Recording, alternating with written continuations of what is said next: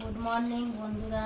এখন দেখো বাজে 11:30 আর আজকে অনেকটা দেরি হয়ে গেছে ঘুম থেকে উঠতে, যেহেতু কালকে রাত্রিবেলা ঠিকঠাক ঘুম হচ্ছিল না, তাই জন্য দেরি হয়ে গেছে। আর আমি তো ঘুম থেকে উঠেই আমার প্রথম কাজ হচ্ছে লেবু জলে চিয়া সিড দিয়ে গরম জল খাওয়া। তো আমি সেটা দিয়েই স্টার্ট করছি সকালটা। তো চলো সারাদিন দেখাবো কি করছি না করছি। তো রান্না হয়ে গেছে, রান্নাটা তোমাদের সঙ্গে দেখাতে পারলাম না। আর দেখো ভাত করেছি, আজ বেশি কিছু করতে পারিনি। আলু ভাতে করেছি, ডিম দিয়ে মেখেছি, আর এইদিকে সেদ্ধ ডাল, আর এই দেখো ডিম সেদ্ধ। এই হচ্ছে আজকে রান্না। খিদে পেয়ে গেছে, পাচ্ছি না, সকাল দিয়ে আজকে কিছু খাইনি, তাই আজ তাড়াতাড়ি ভাতটা খেয়ে নিচ্ছি। একটু আমি শুয়ে আছি, আমার মেয়ে আমার শোয়া দেখতে পারে না। 5:45 বাজে, বলছি পুজোটা দে সন্ধে, ও সন্ধে দেবে না, আমাকে উঠেই দিচ্ছে।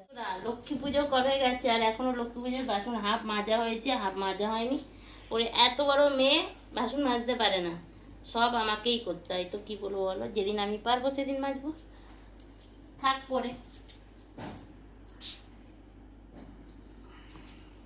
আমার জন্য চা বানিয়েছি, আর ওর জন্য হরলিক্স। খেতে চায় না হরলিক্স, কিনে এনে রেখে দিয়েছি। বানিয়ে দিলে খাবে, নালে খাবে না, জোর করে করে বানিয়ে দিতে হয়। চলো খাই সন্ধ্যেবেলা। তো রেডি হয়ে গেছি আমি সন্ধ্যে টন্ধে দিয়ে।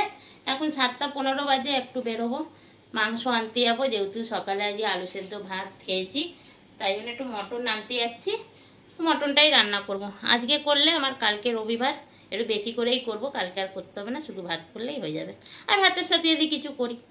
তো চলো আমি এই মাংসের দোকানে চলে গেছি। আর মাংসের দোকানে দেখো অনেকটাই ভিড় পড়েছে, তাই লাইনে দাঁড়িয়েছিলাম।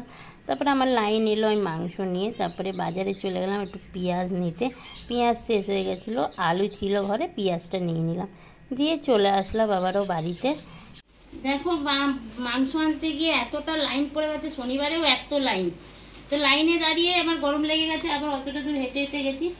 আর এ দেখো কচি কচি পালং শাক পেয়েছি 20 টাকা করে, 2 বান্ডিল নিয়ে নিয়েছি, একদম কচি।